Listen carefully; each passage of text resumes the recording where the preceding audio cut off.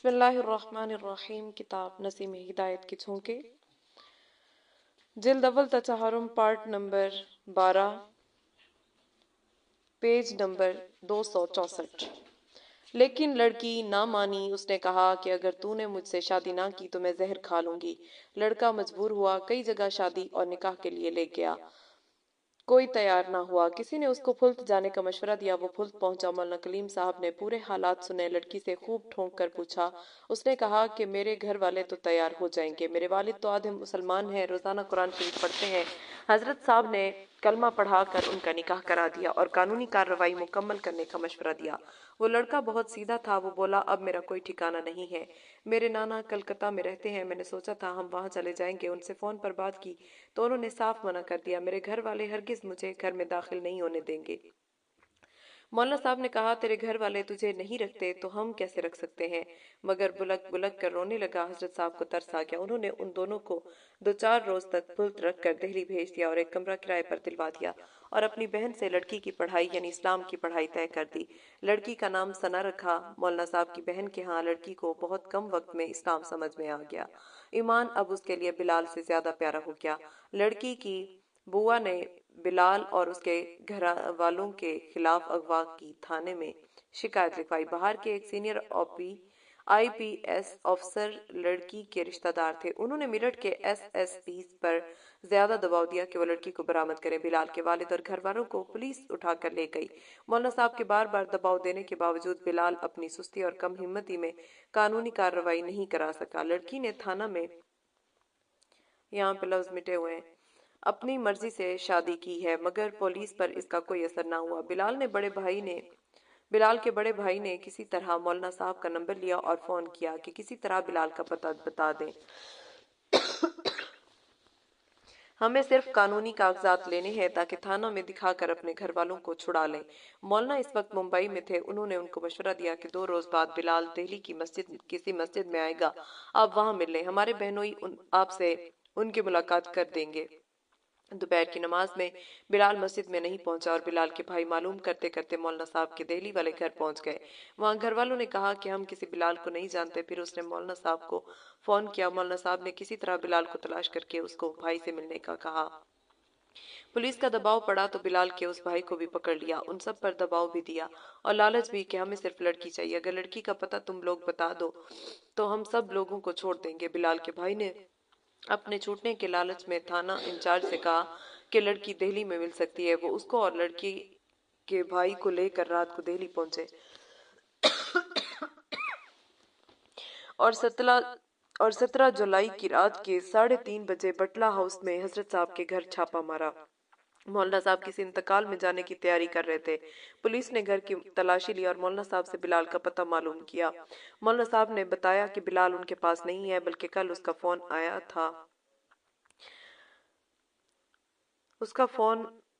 آیا تھا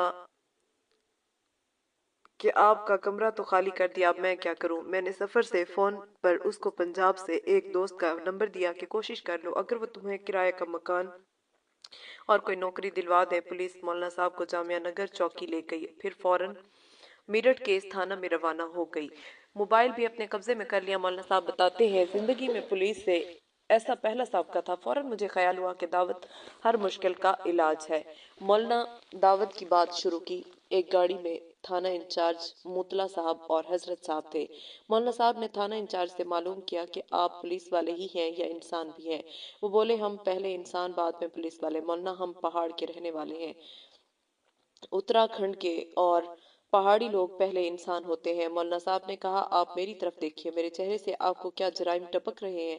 کیا میں کوئی لڑکی اغوا کر سکتا ہوں؟ موطلا صاحب نے کہا سر ہم نے آپ کا کوئی انادر بے عزتی تو نہیں کی، آپ پولیس کی مدد کیجئے، ہمیں صرف لڑکی چاہیے، ہم پر بہت دباؤ ہے۔ مولانا صاحب نے کہا کہ یہ کوئی آرڈر ہے کہ آپ ایک شریف آدمی کو 3 بجے رات میں بغیر کسی جرم کے تھانہ لے جا رہے ہیں؟ مولانا نے مراد نگر مسجد میں نماز پڑھنے کی اجازت چاہی تو موطلا جی ہاتھ جوڑنے لگے۔ سر میں مسجد میں نماز پڑھنے نہیں دے سکتا، آپ کہیں راستے میں نماز پڑھ لیں، گاڑی میں چٹائی ہے۔ مولانا صاحب نے کہا نماز تو آپ کو بھی پڑھنی چاہیے، ایک دن مالک کے سامنے آپ کو بھی جانا ہے، وہاں آپ سے اس کا سوال ہوگا کہ آپ نے نماز کیوں نہیں پڑھی۔ مولانا نے اس کو اسلام کے بارے میں بتانا شروع کیا۔ تھانہ پہنچ گئے، تھانے میں کرسی پر بٹھا کر اس نے سپاہی کو چائے اور بسکٹ لانے کو کہا۔ حضرت صاحب نے منع کیا کہ ہم لوگ پولیس کی چائے نہیں پیتے، مگر مطلع جی نے کہا کہ چائے والے سے معلوم کر لیجئے کہ ہم کس طرح پیسے دیتے ہیں، اگر آپ سنتوشٹ مطمئن ہوں تو چائے لے لیجئے، ورنہ چائے کے پیسے اپنے پاس سے ادا کر لیجئے۔ چائے تو پی لیجئے۔ مطلع جی نہانے اور ناشتہ کے لیے میرٹھ گھر چلے گئے۔ تھوڑی دیر میں مولانا صاحب کے بہنوئی اور ایک دو وکیل آ گئے۔ مولانا صاحب ان سے بات کر رہے تھے۔ مولانا صاحب نے بتایا کہ تھانے کا ایک سنتری آیا اور بولا مولانا صاحب آپ اپنی کرسی لے کر اندر الگ بیٹھیے۔ مولانا صاحب نے سوچا تھانے میں اپنی عزت بچانی چاہیے، بس وہ اندر آ گئے۔ اصل میں میرے مالک کو مجھ مظلوم پر رحم آ گیا کہ کنویں کو پیاسے کے پاس گرفتار کر کے بھیجا۔ میں اپنے ماتحت سپاہی سے بحث کر رہا تھا اور وہ اہلاوت چودھری تھا۔ میں نے کہا کہ سارے کام ہم کرتے ہیں، بس تمہارے پاس بدھی تو ہے، ورنہ سارے کام ہم کرتے ہیں۔ میں نے کہا میاں صاحب مندر ہم بنائیں، مسجد ہم بنائیں، سارے کام ہم کریں اور ہمیں گھسنے بھی نہیں دیتے۔ مولانا صاحب نے کہا مندر کی بات آپ سچ کہہ رہے ہیں، مسجد کی یہ بات نہیں ہے۔ آپ کسی مسجد میں امام کے پیچھے چلے جائیں، کوئی آپ کو روکے گا نہیں۔ آپ ہندو پہچان کے ساتھ دہلی کی جامع مسجد میں جائیے، آپ کو کوئی امام کے پیچھے نماز پڑھنے سے نہیں روکے گا۔ میں نے کہا مولانا صاحب اصل میں ہم چمار ہیں، بس بتا نہیں سکتا کیسے دکھ بھرے ہیں۔ ہم نے اسکول میں ماسٹر سب سے پیچھے بٹھاتا تھا، آواز بالکل ہلکی تھی، کچھ سوال کر لیتا تو بس گالیاں دیتا۔ کتنی بار دل میں آیا کہ مالک نے ہمیں ہندو کیوں بنایا ہے؟ کئی بار خیال آیا کہ بدھ یا مسلمان ہو جاؤں۔ مولانا صاحب نے بتایا بدھ بننے سے تو امبیڈکر جی کا مسئلہ حل نہیں ہوا، انہوں نے خود لکھا ہے کہ مسلمان ہونا ہی مسئلے کا حل تھا۔ میں نے کہا کہ ہمیں تو کوئی مسلمان کرنے والا ملتا نہیں۔ مولانا صاحب نے کہا کہ میں آ گیا ہوں نا آج۔ میں نے کہا کہ مولانا صاحب آپ تو مذاق میں لے رہے ہیں، میرا دل تو کڑ رہا ہے، میں بہت سیریس بات کر رہا ہوں۔ مولانا صاحب نے کہا میں آپ سے کئی گنا زیادہ سیریس سنجیدہ ہوں، بولے پڑھ لو کلمہ لا الہ الا اللہ محمد الرسول اللہ، پڑھو جلدی، بس ہو جاؤ گے مسلمان۔ میں نے کہا یہ تو مجھے یاد ہے۔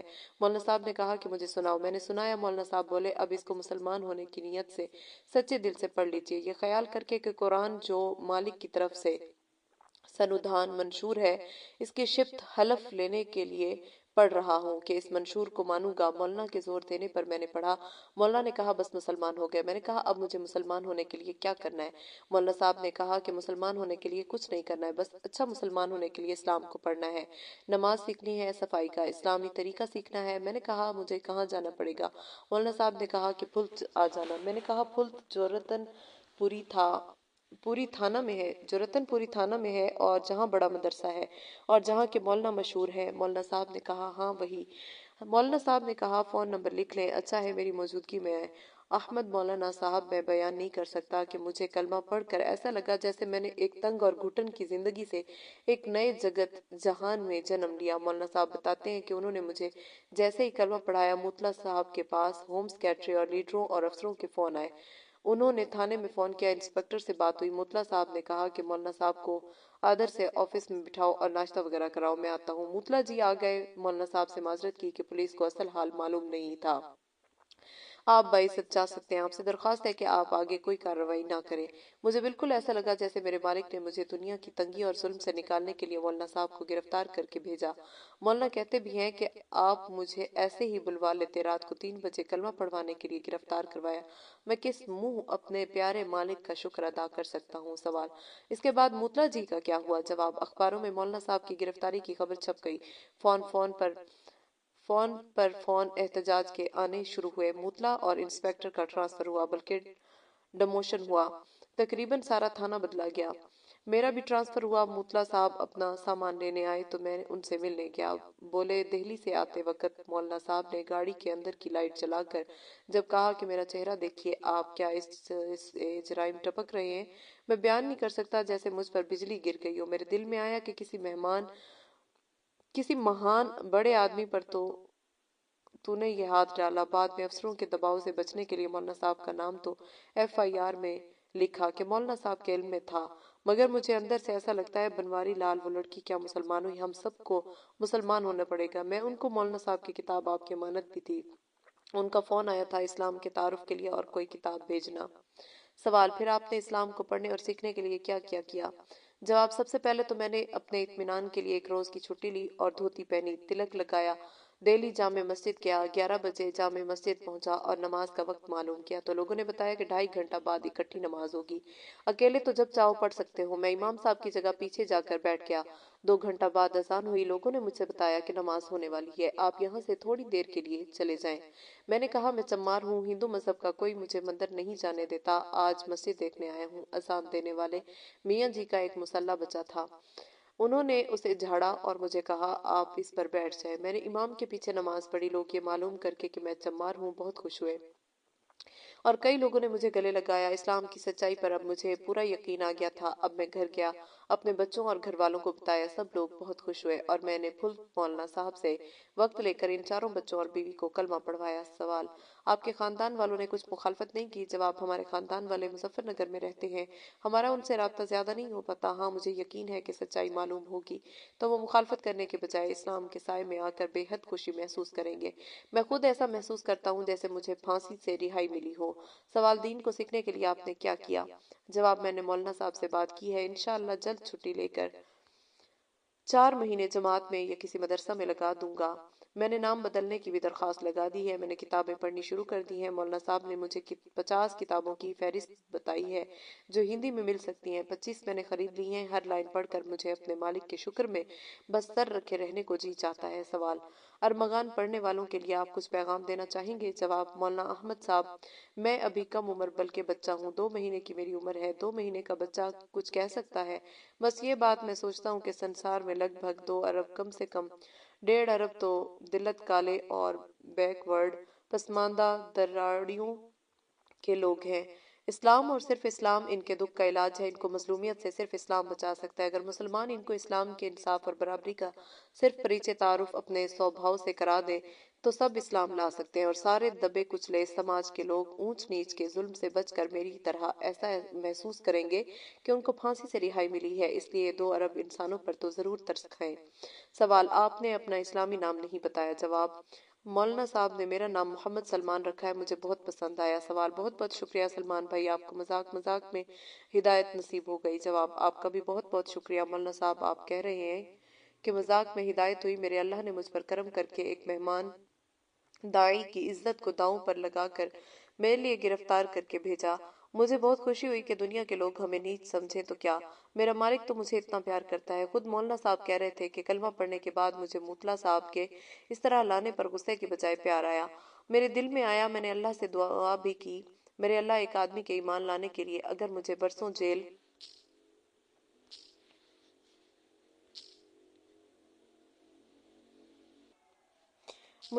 جیل میں رہنا پڑے تو مجھے عزیز ہے۔ ایک خاندان کے اسلام لانے کے لیے چند گھنٹے بہت سستے ہیں۔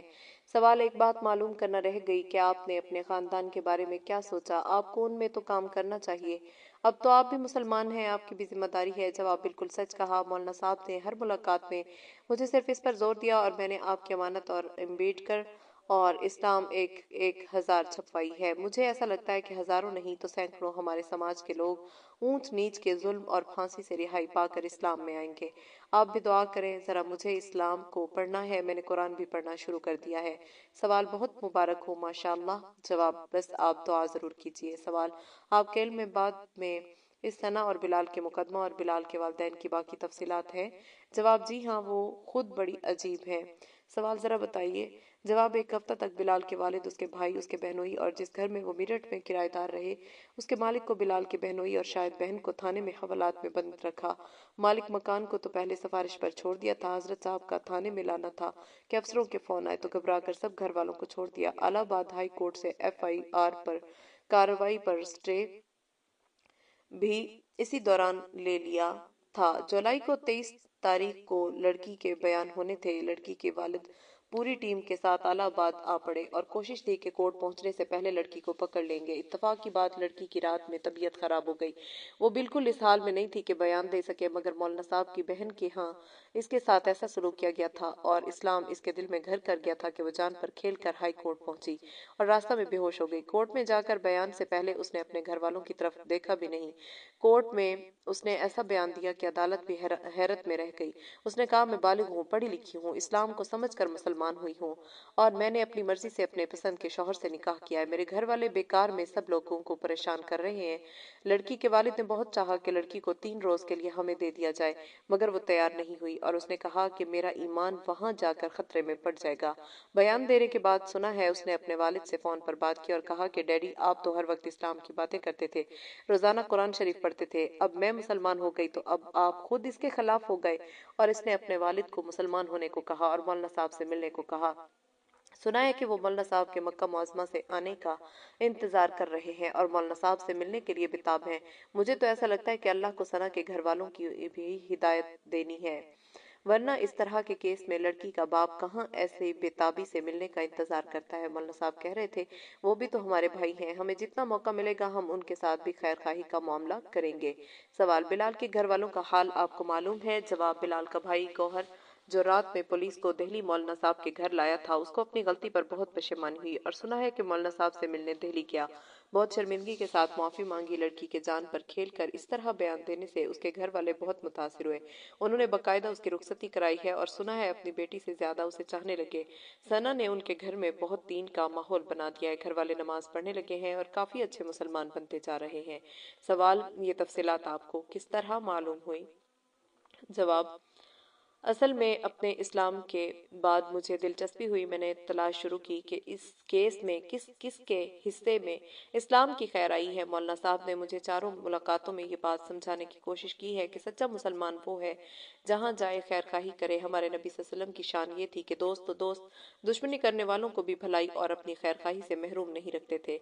सच्ची खैर खाही ये है कि मुसलमान जहाँ जाए इस्लाम फैलाए और दाई की पहचान के साथ रहे, और दाई वो है जहाँ जाए उसकी दावती खैर फैले। मौलाना साहब कहते हैं कि हम इसी रहमत भरे नबी की उम्मती हैं। अगर हम अंदर से नहीं तो बाहर से ही दाई बनने की कोशिश करें। मैं तो इसलिए हर जगह दावत दावत का शोर मचाता हूँ कि अल्लाह ताला इस भलाई के बहरूप और ढोंग में अपने नबी की नकल की वजह से जान और हकीकत भी पैदा फरमा देते हैं।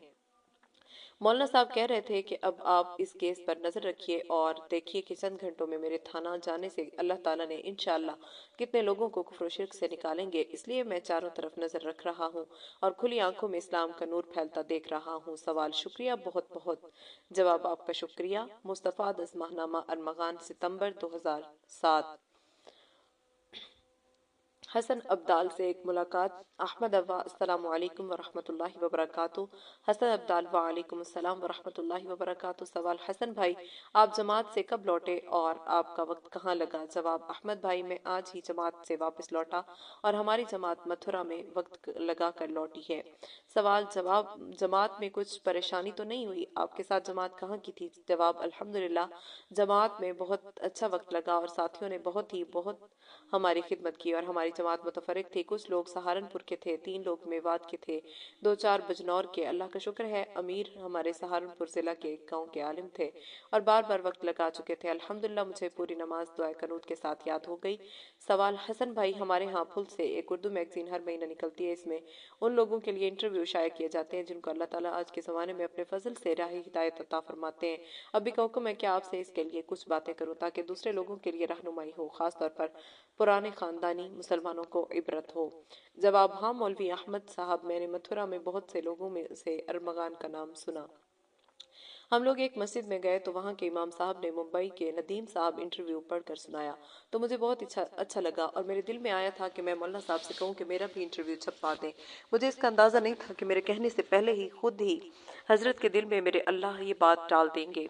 अल्लाह की ज़ात कैसी करम वाली है कि मुझ 2 महीना 20 दिन के छोटे से मुसलमान के दिल में जो बात आई है मेरे अल्लाह उसे पूरा कर देते हैं। अमीर साहब ने एक रोज़ तालीम में अल्लाह के नबी मूसा अलैहिस्सलाम का किस्सा सुनाया था कि वो आग लेने के लिए पहाड़ पर गए और उनको पैगंबर बना दिया गया। रोते हुए मेरे मालिक ने मेरी जान इसके नाम पर कुर्बान की, मुझ गंदे को शिर्क और बुत परस्ती के रास्ते पर बल्कि मंजिल पर हिदायत दी। और मेरे साथ कैसा करम है कि मेरा दिल चाह रहा था कि मैं अरमगान में इंटरव्यू के लिए कहूँगा, मगर अंदर से शर्म भी आ रही थी कि 1-2 महीने के मुसलमान का हाल इस काबिल कहाँ कि उसको अरमगान में छपवाया जाए।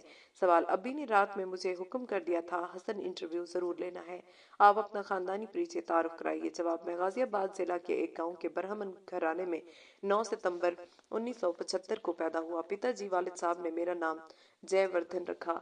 8वीं क्लास तक गांव में एक स्कूल में पढ़ा। इसके बाद गाजियाबाद के एक कॉलेज से इंटर किया। اس کے بعد ایک دوسرے کالج سے بی کام کیا۔ بی کام کرنے کے بعد ایک سال آئی اے ایس کمپٹیشن کی تیاری کی۔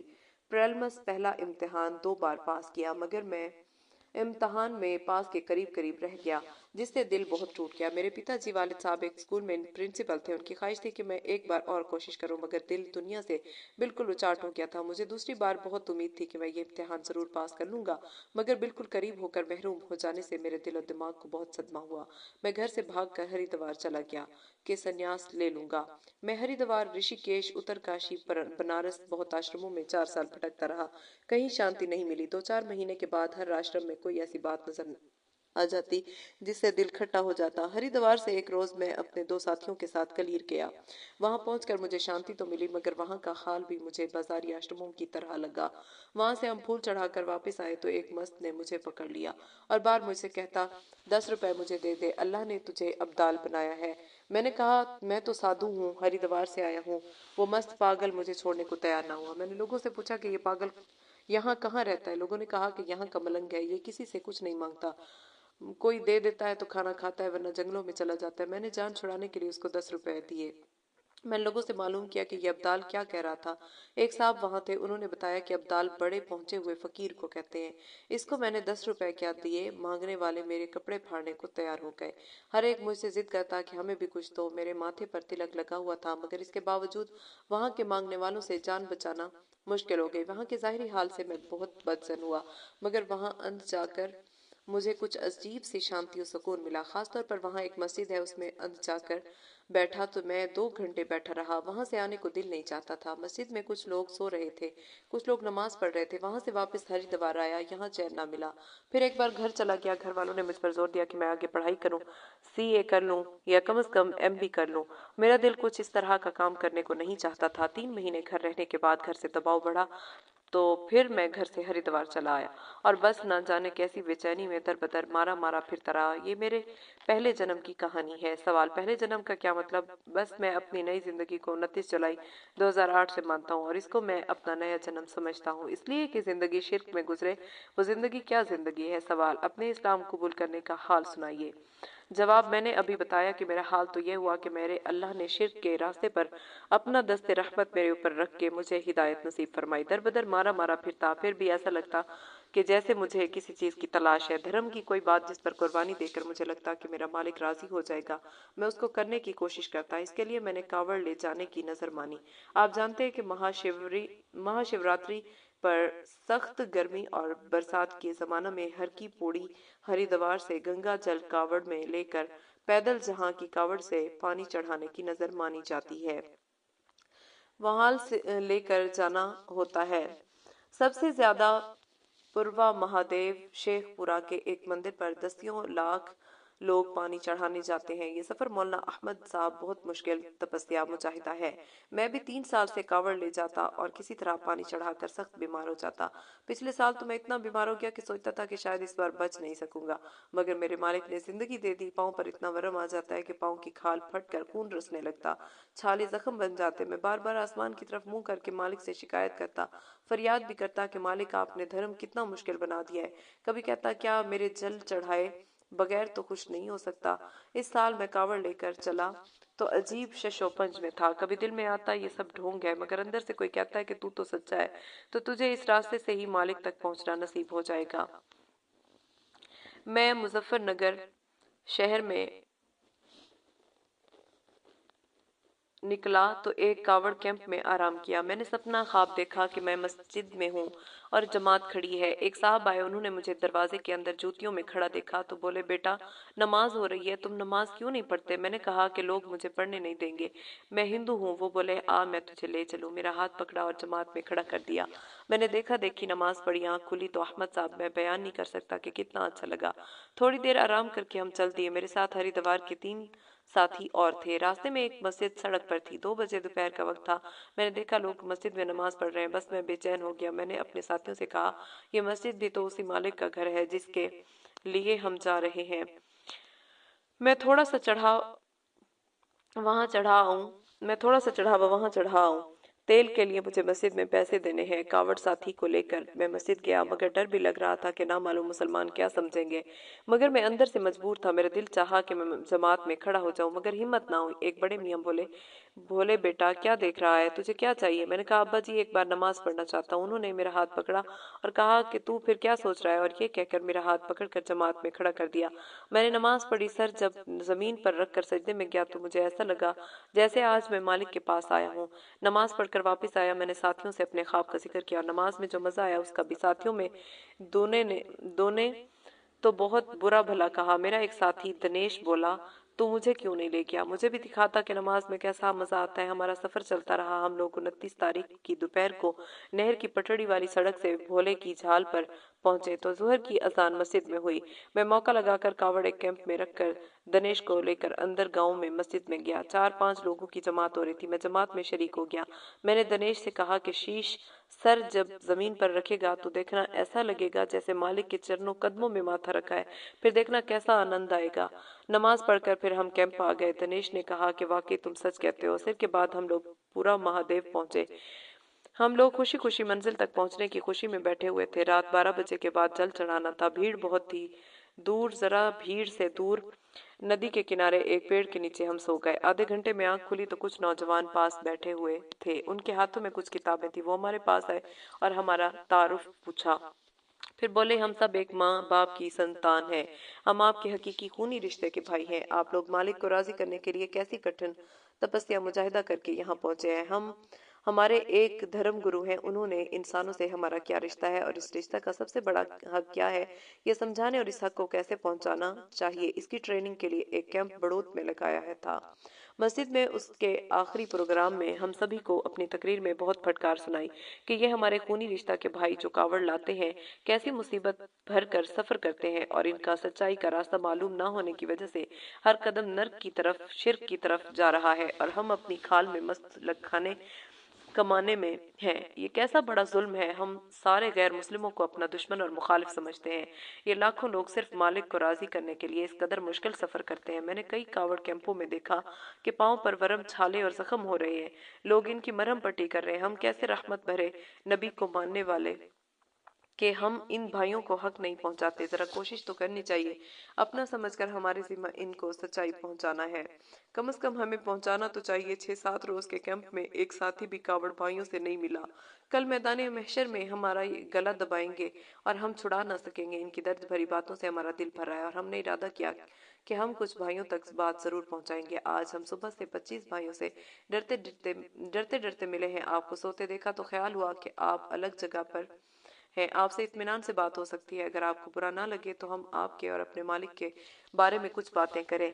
मेरे साथ दिनेश ने कहा, जरूर बताइए। वो हमें एक मालिक और उसकी पूजा के बारे में बताने लगे और इसके अलावा किसी की पूजा को पाप बताकर नर्क की आग से डराने लगे और कुरान की आयतें पढ़कर सुनाई। वो जब अरबी में कुरान पढ़ते तो हम सभी साथियों को बहुत अच्छा लगता। आधे घंटे तक बारी बारी वो लोग बातें करते रहे और जब हमने उनकी सब बातों से सहमति इत्तेफाक जाहिर किया तो उन्होंने हमें कलमा पढ़ने को कहा। हम चारों ने कलमा पढ़ा। उन्होंने हमें एक किताब आपकी अमानत आपकी सेवा में दी और बताया कि जिन धर्म गुरु ने बड़ौत में कैंप लगाकर हमें झंझोड़ा था, जिनकी वजह से हम आपके पास आए हैं, ये उन्हीं की किताब है। हम आपको भेंट कर रहे हैं। इसको गौर से तीन तीन बार पढ़िए तो आपको हक क्या है और इस्लाम लाना और कलमा पढ़ना क्यों ज़रूरी है मालूम हो जाएगा। फिर इस किताब में जो करने को कहा है ज़रूर करिए। मैं ये किताब लेकर फौरन पढ़ने लगा। मेरे दूसरे साथी भी पढ़ने लगे। हम लोग इस प्रेम भाव मोहब्बत से लिखी इस किताब में बिल्कुल गुम से हो गए। ये किताब पढ़कर मुझे ऐसा लगा जैसे ये किताब मेरे लिए लिखी गई हो और मैं जिस सच्चाई की तलाश में दर बदर मारा फिरता रहा, तपस्याएं करता रहा, वो मुझे मिल गई। दिन छुपने को था। वो लोग ये कहकर जाने लगे, अच्छा हम चलते हैं। मैंने कहा, आप तो जाते हैं, हम क्या करें? उन्होंने कहा, आप जल चढ़ाइए, फिर घर जाकर सोचिए और फैसला कीजिए। मैंने कहा कि आप कैसी बात करते हैं? इस किताब में शिर्क को सबसे बड़ा पाप कहा गया है और यहाँ जल चढ़ाना सबसे बड़ा पाप है। उन्होंने कहा कि ये कावड़ यहाँ आप छोड़ेंगे तो कुछ और न हो जाए। मैंने कहा, हो जाए तो क्या है? और मैंने वो कावड़ नदी में फेंक दिया और कहा कि अब किसी नमाज का वक्त है कि नहीं? उन्होंने कहा, थोड़ी देर बाद नमाज का वक्त हो जाएगा। मैंने कहा, मुझे नमाज पढ़ने ले चलो। मेरे साथी दिनेश ने भी कावड़ डाल दी और हम उन दोनों के साथ हो लिए और बड़ौत पहुंचे। मेरे दो साथी कावड़ लेकर پانی چڑھانے کے لیے چلے گئے، مگر بعد میں انہوں نے بھی پانی چڑھانے کا ارادہ ملتوی کر دیا۔ سوال اس کے بعد کیا ہوا؟ جواب: بڑوت پہنچ کر انہوں نے میرے اور آپ کے والد مولانا کلیم صاحب سے فون پر بات کی۔ انہوں نے فون پر مجھے بہت بہت مبارکباد دی اور کہا کہ آپ سچے طالب تھے، اس لیے مالک نے آپ کو راہ دکھائی۔ میں نے اسلام کو سمجھنے، خاص طور پر نماز سیکھنے کا تقاضا کیا تو انہوں نے مجھے جماعت میں جانے کا مشورہ دیا اور بتایا کہ پہلے کچہری جا کر کسی وکیل سے مل کر قانونی کارروائی کر کے پھر دہلی آ جائیں، میں آپ کو کسی اچھی جماعت میں بھیج دوں گا۔ اگلے روز میں نے سہارنپور جا کر اپنا بیان حلفی اور سرٹیفکیٹ وغیرہ بنوایا اور پھر 31 کی شام کو میں اور دنیش دہلی پہنچے۔ حضرت سے ملاقات کی اور پوری داستان سنائی۔ انہوں نے میرا نام حسن اور دنیش کا نام حسین رکھا۔ میں نے عرض کیا کہ ایک مست نے مجھے کلیر میں بتایا تھا کہ تجھے ابدال بنایا، اس لیے میرا نام ابدال رکھ دیں تاکہ میں نام کا ابدال بن جاؤں۔ کیا مشکل ہے کہ میرے اللہ مجھے پہنچا ہوا ابدال بنا دے؟ مولانا نے کہا کہ اللہ کے ایک بہت پیارے بندے اور بزرگ حسن ابدال ہوئے ہیں، میں آپ کا نام حسن ابدال رکھتا ہوں تاکہ آپ بھی ابدال بھی اچھے والے بن جائیں۔ جس اللہ نے آپ کو پوروا مہادیو میں شرک کی منزل پر ہدایت عطا فرمائی اور اپنی آغوش رحمت میں آپ کو اٹھا لیا، اس اللہ کے لیے ابدال بنانا بہت آسان ہے۔